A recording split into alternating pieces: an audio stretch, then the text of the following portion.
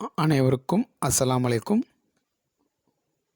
இன்று நாம் 7ஆம் வகுப்பு அறிவியல் பாடத்தில் பார்த்து கொண்டிருக்கும் பாடத்தலைப்பு தாவரங்களின் இனப்பெருக்கம் மற்றும் மாற்றுருக்கள். இந்த பாடத்தை நாம் பார்த்து கொண்டிருக்கிறோம். சென்ற வகுப்பில் நாம் பார்த்த தலைப்புகளை மீள்பார்வை செய்து பாருங்கள். சென்ற வகுப்பில் நாம் எந்தெந்த தலைப்பு பார்த்தோம்? தாவரங்களின் பால் இனப்பெருக்கம், அதே மாதிரி மகரந்த சேர்க்கை எப்படி நடைபெறுகிறது என்று பார்த்தோம். அதாவது தாவரத்தின் வாழ்க்கை சுழற்சியும் சென்ற வகுப்பில் நாம் கலந்து உரையாடினோம். அதே மாதிரி மலரின் வகைகள் பார்த்தோம். மலர்கள் 2 வகைகளாக இருக்கின்றன. ஒன்று முழுமையான மலர்கள், இன்னொன்று முழுமையற்ற மலர்கள். அதில் ஒருபால் மலர், ஆண் மலர், அதே மாதிரி பெண் மலர் என்ற தலைப்பு பார்த்தோம். இது இருபால் மலர், ஆணும் பெண்ணும், அதாவது ஆண் பெண் என்ற 2 உறுப்புகளும் இந்த மலரில் காணப்படுகிறது. இது இருபால் மலர். இது முழுமையான மலர். இதுவும் ஒருபால் மலர், முழுமையற்ற மலர். இது ஒரு பெண் மலர் என்ற தலைப்பும் சென்ற வகுப்பில் நாம் பார்த்தோம். பாருங்க, ஆண் மலர், இது இந்த மலர் பெண் மலர். கீழே சூர்பை அடிப்படையில் இது பிரிக்கிறாங்க. இது ஒரு ஆண் மலர். இதில் சூலக வட்டம் காணப்படுவதில்லை. இந்த மாதிரி நாம் சென்ற வகுப்பில் இந்த தலைப்புகளை பார்த்தோம். இன்று நாம் பார்ப்போம் பாடத்தலைப்பு மகரந்த சேர்க்கை.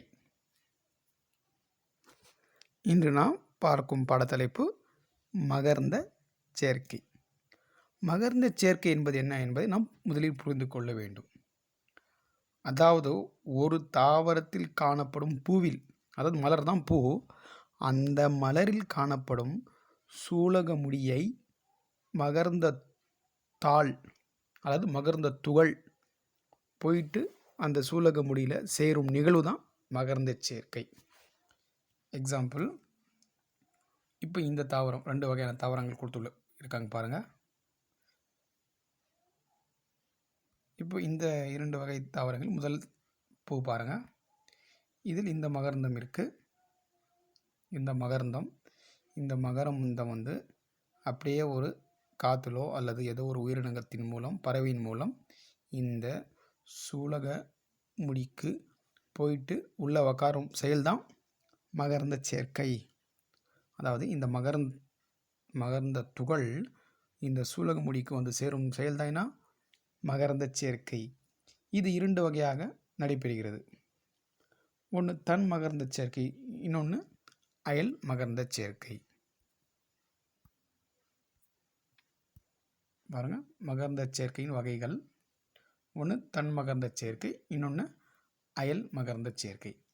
முதலில் தன் மகரந்த சேர்க்கை என்பது என்ன என்பது நாம் புரிந்து கொள்ள வேண்டும். தன் மகரந்த சேர்க்கை என்பது ஒரு தாவரத்தின், அதாவது ஒரு பூவில் உள்ள மகரந்தம் அதே பூவில் காணப்படும் சூலக முடிக்கு போயிட்டு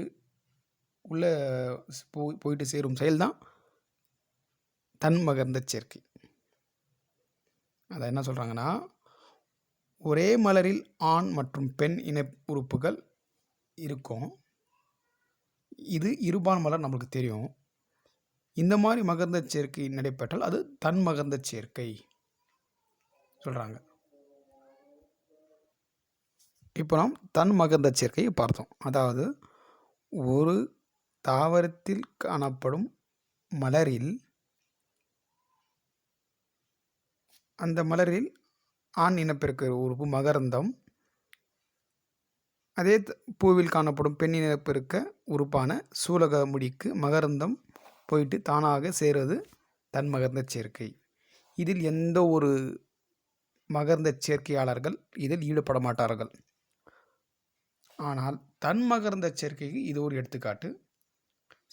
தன் மகரந்த சேர்க்கை எந்தெந்த தாவர குடும்பங்களில் அதிகமாக நடைபெறும் என்றால், பேபேசி குடும்பத்தைச் சேர்ந்த தாவரங்கள், பட்டாணி, அவரை அந்த மாதிரி தாவரங்கள். அதே மாதிரி சொலனேசி குடும்பத்தை சேர்ந்த தாவரங்களான தக்காளி போன்ற குடும்ப தாவரங்களில் தன்மகந்த சேர்க்கை நடக்கும். தக்காளியின் தன்மகந்த சேர்க்கை நடப்பதற்கு முக்கிய காரணம் எது என்ன? பூச்சிகள். அதன் மூலம் தன்மகந்த சேர்க்கை தான் நடைபெறுகிறது. அதே மாதிரி அயல் மகரந்த சேர்க்கை என்பது என்ன என்பதை பார்க்கலாம். அயல் மகரந்த சேர்க்கை என்பது இது பூச்சிகள், பறவைகள் இது என்ன பண்ணுறதுன்னா மகரந்த சேர்க்கைக்கு உதவி செய்கிறது. அதாவது ஒரு மகரந்தம் அது போயிட்டு இன்னொரு பூவின் உள்ள சூலகமுடிக்கு போயிட்டு சேருவதற்கு இந்த பூச்சிகள், வண்டுகள், காற்று போன்ற உயிரினங்கள், பறவைகள் உதவுகின்றன. அதில் குறிப்பாக தேனீக்கள், வண்ணத்து பூச்சிகள் போன்ற பல வகையான பறவைகள் மலர்களை சுற்றி வட்டமிட்டு என்ன பண்ணுறதுன்னா உக்காந்துருக்கும். எதுக்கு? தேன், அந்த மலரில் காணப்படும் இனிப்பு பொருளான தேன் எடுக்க அந்த தேனீக்கள் போகும். அந்த தேனீக்கள் என்ன ஆகும்னா மகரந்தம் அந்த காலில் ஒட்டிக்கும். அதே தேனி இன்னொரு பூவில் போயிட்டு உக்காந்து தேனி அடிக்கும்.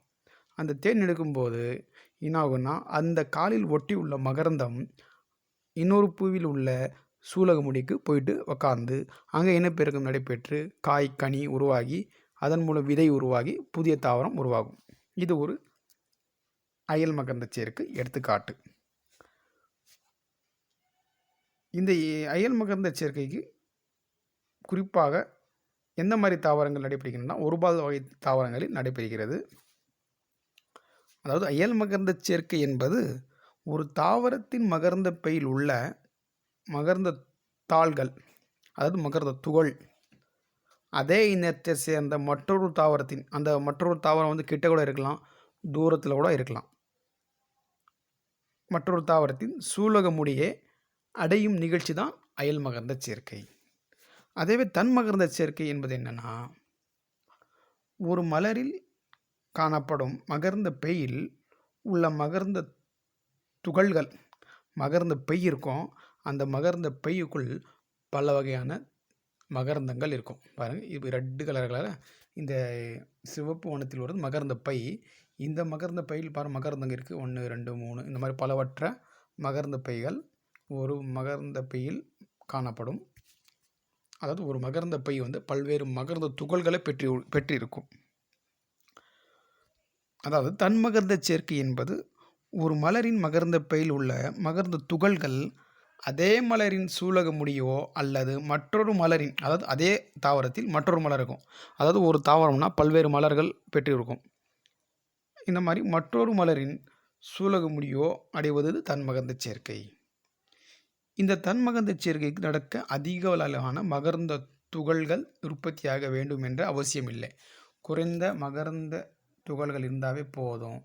ஏனென்றால் இந்த மகரந்த துகள் பறப்பதற்கு தேவையில்லை. ஏன்னா கிட்டே இருக்குது அதோடைய பெண்ணின உறுப்பு, அதில் போய் உட்காரதுக்கு 1, 2 போதும். இதுவே அயல் மகரந்த சேர்க்கைக்கு என்னாகும்னா அயல் மகரந்த சேர்க்கை நடக்க அதிக அளவிலான மகரந்த துகள்கள் உற்பத்தி செய்து இருக்கும். ஏன்னா அதிக அளவு மகரந்த துகள் இருந்தால் தான் அந்த ஒரு மகரந்த துகள் ஒரு காற்றின் மூலம் பறந்து சென்று இன்னொரு பூவில் போயிட்டு உக்காரும். இதன் மூலம் ஒரு சில மகரந்த துகள் வீணாக போயிடும். ஒரு 10 மகரந்த துகள் ஒரு தேனீ காலில் ஒட்டியிருக்குன்னா அந்த தேனீ பறந்து ஒவ்வொரு சில இடங்களில் உட்காரும். அப்போது அந்த 10 மகரந்த துகளில் ஒரு 10ல் ஒரு 5, 6 மகரந்த துகள் வேஸ்ட் ஆகிடும், அது வீணாக போயிடும். இன்னும் இருக்கிற மீதி ஒரு சில மகரந்த துகள்கள் மட்டும் இன்னொரு பூவில் போயிட்டு உக்காந்து இனப்பெருக்கம் செஞ்சு இது புதிய ஒரு தாவரமாக உருவாகும். இதற்கு அதிக அளவிலான மகரந்த துகள் தேவை. இன்னொன்று தன்மகரந்த சேர்க்கை. தன்மகரந்த சேர்க்கை இதன் மூலம் உருவாகும் தாவரங்கள் புதிய வகை தாவரங்களாக இருக்காது. எந்த ஒரு வேறுபாடு இல்லாமல் எந்த ஒரு புதிய வகை தாவரங்கள் உருவாகாது. அதே தாவரம், ஒரு சீத்தாப்பழம் தாவரம்னா அதே சீத்தாப்பழ தாவரம் தான் உருவாகும். அதுவே அயல் மகரந்த சேர்க்கையில் உருவாகும் தாவரங்கள் புதிய வகை தாவரங்களாக புதிய பண்புகள் பெற்று இருக்கும். அதாவது ஒரு சீத்தாப்பழ தாவரம் ஒன்று ஆரஞ்சு. இந்த 2 வகை தாவரங்களில் கலந்த ஒரு புதிய வகை தாவரம் கூட இங்கே உருவாகலாம். ஏன்னா அயல் மகரந்த சேர்க்கை. இப்போ ஒரு மகரந்தம் வந்து ஒரு இன தாவரத்திலிருந்து கூட ஒரு மகரந்தம் இருக்கும். ஆனால் இன்னொரு பூவில் இருக்க அந்த இனம் வெவ்வேறு இனம் கூட இருக்கலாம். இதன் மூலம் இந்த பூவின் மகரந்த துகள் வேறுபட்ட இனத்தின் உள்ள பூவில் சேரும்போது அது ஒரு புதிய வகை தாவரங்களை உருவாக்க காரணமாக உள்ளன. இதுவே மகரந்த சேர்க்கையின் பண்புகள் மற்றும் வேறுபாடு. இப்போது இன்னொரு பாடத்தலைப்பு பாலிலா இனப்பெருக்கம். இதற்கு முன்னால் பார்த்த தலைப்புகள் பால் இனப்பெருக்கம், தன் மகரந்த சேர்க்கை, அயல் மகரந்த சேர்க்கை எல்லாம் பார்த்தது. இனிமேல் பார்க்க உள்ள பாடத்தலைப்புகள் பாலிலா இனப்பெருக்கம். அதாவது பால் இனப்பெருக்க உறுப்புகள் ஈடுபடாமல் ஒரு புதிய உயிரினங்கள் உருவாக்கும் நிகழ்வு தான் பாலிலா இனப்பெருக்கம். அதாவது ஏற்கனவே படித்தோம், ஒரு தாவரம் உருவாகுனா விதையின் மூலம் உருவாகிறதுன்னு படித்தோம். ஆனால் விதை இல்லாமல் கூட ஒரு சில தாவரங்கள் உருவாகின்றன. இந்த விதை இல்லாமல் உருவாகும் நிகழ்வு தான் பாலிலா இனப்பெருக்கம். அதாவது விதை இல்லாமல், அதாவது இனப்பெருக்க உறுப்புகள் ஈடுபடாமல், அதாவது விதைகள் இல்லாமல் மற்ற நிகழ்வுகள் மூலம் நடக்கும் ஒரு இனப்பெருக்கம் தான் பாலிலா இனப்பெருக்கம். இதில் ஆண் பெண் என்ற பால் உறுப்புகள் இனப்பெருக்கத்தில் ஈடுபடாது. சரி, இந்த உடல் இனப்பெருக்கம் எப்படி நடைபெறுகுன்னா, அதாவது இந்த பாலிலா இனப்பெருக்கம் எந்த முறையில் நடைபெறும்னா 4 வகையான முறைகளில் நடைபெறுகிறது. முதலில் உடல் இனப்பெருக்கம், 2வது மொட்டு விடுதல், 3வது துண்டாதல், 4வது ஸ்போர் உருவாகுதல். இந்த 4 வகையும் ஒவ்வொரு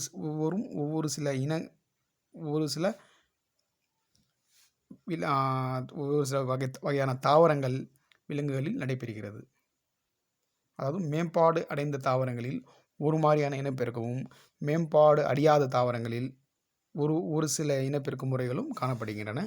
முதலில் உடல் இனப்பெருக்க பற்றி தெரிந்து கொள்வோம். அதாவது உடல் இனப்பெருக்கம் என்பது என்ன என்பதை நாம் இப்போது பார்க்கலாம்.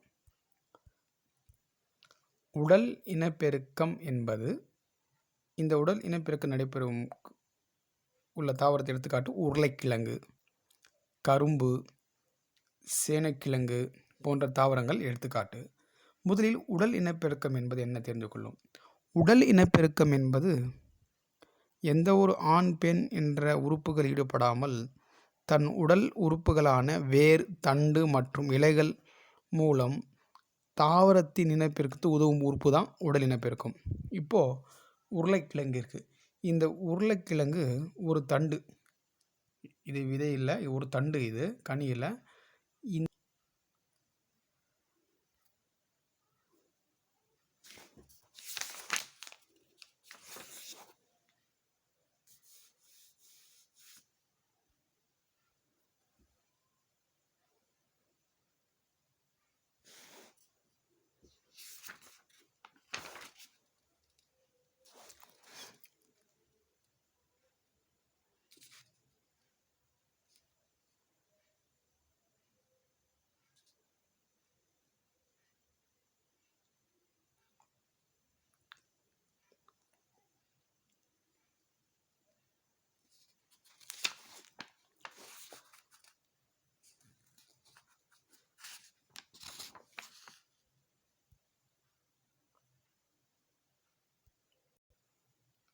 இரண்டாவது பாலிலா இனப்பெருக்க முறை மொட்டு விடுதல். இந்த மொட்டு விடுதல் எதற்கு எடுத்துக்காட்டினா ஈஸ்ட் என்பது ஒரு செல் உயிரி. இந்த உயிரினம் ஒரு செல்லால் ஆன உயிரினம். இந்த ஈஸ்ட் அதிகமாக எந்த மாதிரி பொருட்களில் காணப்படும்னா, நான் கெட்டி பண்ண உணவுப் பொருட்கள், நீங்கள் பார்த்துருப்பீங்க பேக்கரினா உங்களுக்கு தெரியும். அங்கே கேக்கு, பல விதமான பன்னெல்லாம் இருக்கும். அந்த கேக்கு நாம் சாப்பிடும்போது எப்படி இருக்கும்? மிகவும் மென்மையானவையாக இருக்கும், ஸ்மூத்தாக இருக்கும். இதற்கு என்ன காரணம்னா, ஒரு ஈஸ்ட் என்ற ஒரு செல் உயிரி தான் காரணம். இந்த ஈஸ்ட் என்ன ஆகுதுன்னா, அதுக்கு மென்மையை கொடுக்க அதாவது சாஃப்ட்னஸ், மென்மைக்கு காரணம். இந்த ஈஸ்டில் எப்படி இனப்பெருக்கம் நடைபெறுதுன்னா, நான் இப்போ உங்களுக்கு ஒரு படம் காமிக்கிறேன், அது பாருங்கள். பாருங்கள், இதுதான் ஒரு ஈஸ்ட்டு. இது ஒரு தாய் செல். தாய் செல்னால் பல்வேறு செல்களை உருவாக்கும் முதல் செல். இந்த செல் தான் இந்த செல்களை உருவாக்கும். இதற்கு தான் பெயர் தாய் செல். ஒரு செல், எந்த ஒரு செல் பல செல்களை உருவாக்குறதோ அந்த செல் தான் தாய் செல். இப்போது தாய் செல் என்பது அது எப்படி இருக்குது? நியூக்ளியஸ் என்ற உறுப்பு, நுண்ணுறுப்பு அதில் அந்த செல்லில் இருக்குது. இந்த இரண்டாவது படம் பாருங்கள், பி பாருங்க. இந்த தாய் செல் வந்து என்னவா மாற்றம் அடைகிறதுனா, அந்த தாய் செல் மீது ஒரு சிறிய மொட்டினை தோற்றுவிக்கும். இந்த மொட்டு தான் இந்த தாய் செல்லில் ஒரு சிறிய மொட்டு உருவாகிறது. மொட்டுனா ஒரு பள்ளம் மாதிரி ஒரு பெரிய உப்புகுது. அந்த மொட்டில் என்ன ஆகுதுன்னா நியூக்ளியஸ் நகருதல். இப்போ நியூக்ளியஸ் இங்கே ஒன்று இருக்குது. இந்த மொட்டு உருவாகும் போது என்ன, இந்த நியூக்ளியஸ் என்ன ஆகுதுன்னா கொஞ்சம் பிளவு ஏற்படுகிறது. பாருங்கள் எப்படி இருக்குன்னு, கொஞ்சம் பிளவு ஏற்படுகிறது. இதற்கு இந்த பிளவின் பெயர் தான் நியூக்ளியஸ் நகர்தல் என்று பெயர். இப்போது சி, அதாவது மூன்றாவது படம் பாருங்கள். சிறிய மொட்டு இருந்துச்சு, அப்படியே என்ன ஆகுதுன்னா அந்த தாய் செல் மேலே இன்னும் குறிப்பிட்ட கால இடைவெளியில் பெரிய மொட்டாக மாற்றமடைந்து இங்கே ஒரு புதிய நியூக்ளியஸாக தனியாக போயிடுது. அதே மாதிரி தாய் செல்லில் இருந்த நியூக்ளியஸும் தனியாக பிரிந்து 2 செல்களாக அந்த ஈஸ்ட் செல் இனப்பெருக்கம் செய்கிறது. இந்த மாதிரி இனப்பெருக்கத்துக்கு மொட்டு விடுதல் என்று பெயர். அதாவது ஒரு சிறிய மொட்டினை முதலில் தோற்றுவிக்கும், அதன் பின்னாக என்ன ஆகுது, படிப்படியாக வளர்ந்து வளர்ந்து தாய் செல்லிலிருந்து விடுபட்டு என்ன ஆகுதுன்னா ஒரு புதிய ஈஸ்ட் செல்லாக மாறுகிறது. பாருங்கள், இந்த செல் மாதிரி இன்னொரு செல், பல செல்கள் அப்படியே உருவாகி போயினே இருக்கும். பாருங்கள், அப்படி இங்கே பிரிந்துடும், அப்படி இங்கே கட் ஆகிடும். இந்த தொடர்பை தூண்டிவிட்டு புதிய செல்லாக, புதிய ஈஸ்ட் செல்லாக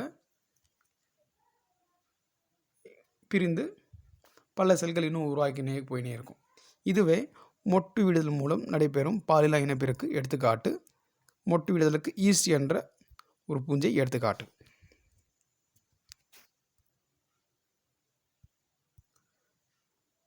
இந்த மூன்றாவது இனப்பெருக்க முறையான துண்டாதல். இந்த இனப்பெருக்க முறை பொதுவாக எந்த மாதிரி உயிரினங்கள் நடைபெறுகிறதுனா, கடல்வாழ் உயிரியான பாசிகள். நீங்கள் பார்த்துருப்பீங்க, குளத்தில் அதிகமாக பாசிகளை நீங்கள் பார்த்துருப்பீங்க. அந்த பாசியில் இந்த மாதிரி இனப்பெருக்க முறை தான் நடைபெறுகிறது. என்ன இனப்பெருக்க முறை? துண்டாதல். அந்த பாசியின் பெயர் ஸ்பைரோகைரா.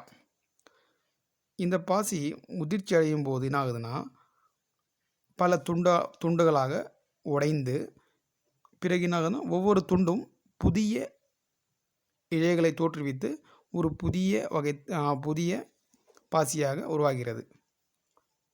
இந்த மாதிரி இனப்பெருக்க முறைக்கு துண்டாதல் இனப்பெருக்க முறை.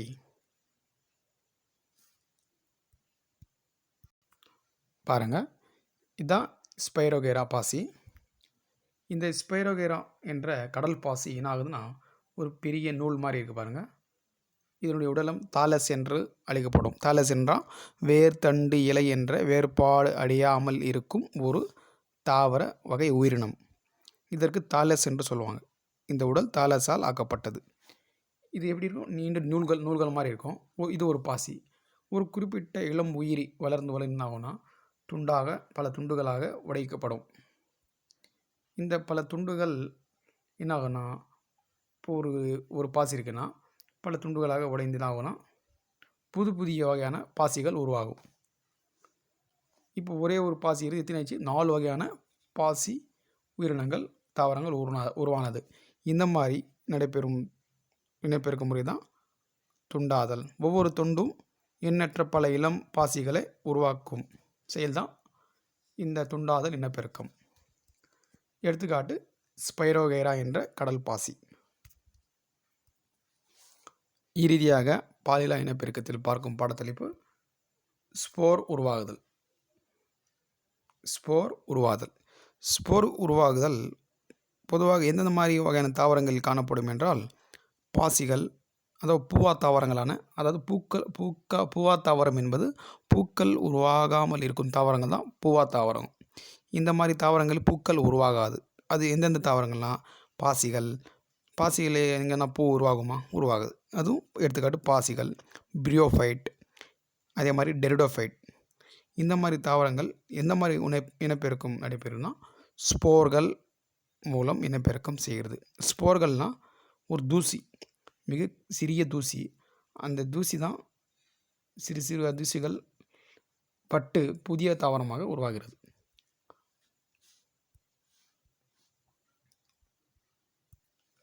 அதாவது இந்த ஸ்போர்கள் என்ன ஆகுதுன்னா, சாதகமற்ற சூழ்நிலை, அதாவது சாதகமற்ற சூழ்நிலை என்பது என்னென்னா, தண்ணீர் இல்லாமல் இருக்கிறது, உயர் வெப்பநிலை, அதாவது அதிக வெப்பநிலை காணப்படுவது, அதே மாதிரி மண்ணில் ஊட்டச்சத்து குறைவாக இருப்பது. அதாவது மண்ணின் ஊட்டச்சத்து எதுக்குன்னா, தாவரங்களுக்கு உணவு சத்து. நமக்கு எப்படி ஹார்லிக்ஸு, போன்விட்டா அந்த மாதிரி வளர்ச்சி அடைவதற்கு நம்ம சாப்பிட்றோமோ, அந்த மாதிரி தாவரங்களுக்கு மண்ணில் ஒரு சில ஊட்டச்சத்துக்கள் இருக்க வேண்டும். அந்த மாதிரி ஊட்டச்சத்து இல்லாமல் இருத்தல் தான் சாதகமற்ற சூழ்நிலை. இந்த சூழ்நிலையின் எல்லாம் இல்லாமல் அதிக தண்ணி இருப்பது, அதாவது சரியான வெப்பநிலை, அதே மாதிரி மண் குறிப்பிட்ட அளவு ஊட்டச்சத்து உள்ள மண், இதெல்லாம் தான் சாதகமான சூழ்நிலை. இந்த சாதகமான சூழ்நிலையில் இந்த தாவரங்கள் என்ன ஆகும்னா, ஸ்போர்கள் உருவாக்கி இதன் மூலம் இனப்பெருக்கம் செய்து புதிய தாவரங்கள் உருவாகின்றன. எடுத்துக்காட்டு நம்மளுக்கு காளான் கூட ஸ்போர்கள் மூலம் இனப்பெருக்கம் செய்யும் ஒரு தாவரம். அதே மாதிரி ரொட்டி காளான், ஈஸ்ட் இல்லை, ரொட்டி காளான், இதுவும் ஸ்போர்கள் மூலம் இனப்பெருக்கம் செய்கிறது. இந்த மாதிரி த்ரெடோஸ்போர், டீலியோஸ்போர் என்ற பல்வேறு ஸ்போர்கள் இந்த மாதிரி காளான்களில் உற்பத்தி ஆகும்.